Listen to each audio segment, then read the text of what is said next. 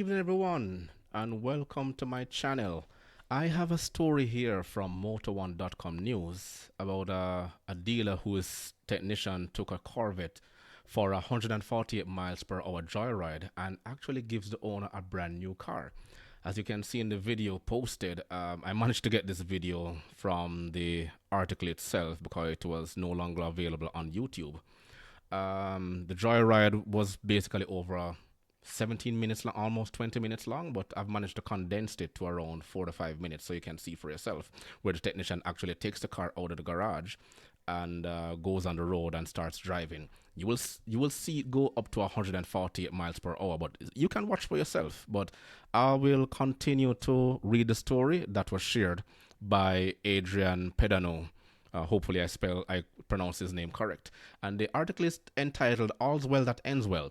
It says, originally introduced with the 2015 Chevrolet Corvette C7 Stingray, the performance data recorder, which is a PDR, wasn't developed to catch dealer technicians racing customer cars on public roads. However, the PDR proved to be extremely useful for Michael, who caught Fremont Chevrolet's tech red-handed, navigating through the busy traffic at speeds of up to 148 miles per hour while chasing a Dodge Charger.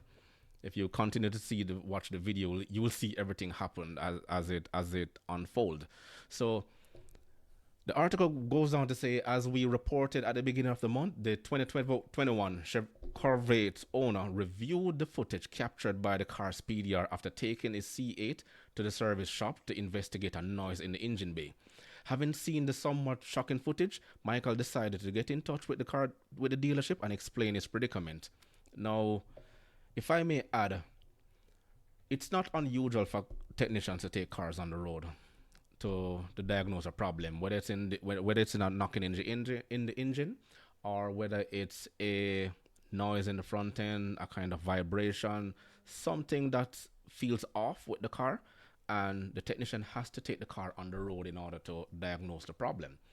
Sometimes they have to go up to a particular speed, because if you're traveling on the highways, some highways, especially here in Toronto, the allowable maximum speed is up to 110 kilometers or 100 kilometers in some instances on certain highways itself. So you want to take the car up to a particular speed of which you think the customer itself will drive their car, in order for the customer to feel safe at any point in time, pushing the car to a certain limit, and of course doing so within the confines of the law itself, the Road Traffic Act, anywhere. But to be racing another car on the road, you can actually get in trouble for those things. So let me go on to say what the article, to read what the article is actually saying. It says, thankfully, the story has a happy ending, as the website reports. The dealer has agreed to take the customer's 2021 car in exchange for a brand new shiny 2022 model. And it says not only that, but Fremont Chevrolet even paid the sales tax that the car is going to come, and the car is going to come fitted with the extras his original C8 lacked, even though he ordered them. And it says these include a certain type of seats, the front suspension lift system, amongst other things, which will be an extra $2,268. So much like his original C8, which was ordered with the extended warranty, it's also included in the new car. So the cost $2,238 and extend the interval to 60 months or 600 miles, 60,000 miles, sorry, whichever one comes first. Says, and then get this, it says until the 2022 Corvette arrives, Michael will be driving his current mid-engine sports car. He's going to enjoy the best of both worlds. So basically, I think I have to commend this dealer for what they did.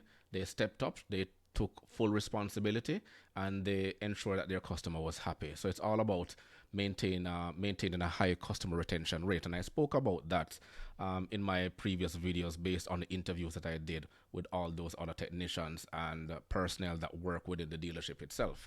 So they don't want anything to affect their customer retention rate, as well as their MPH score, and most certainly their Google reviews, because that's one of the first things people look at right now when they're actually taking their car to a particular dealership. They say there's no such thing as bad publicity.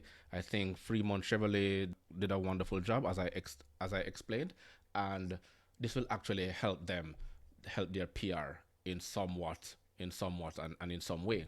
Now, for the technician, hopefully, I think the company has its rules, policies, and guidelines to deal with such instances.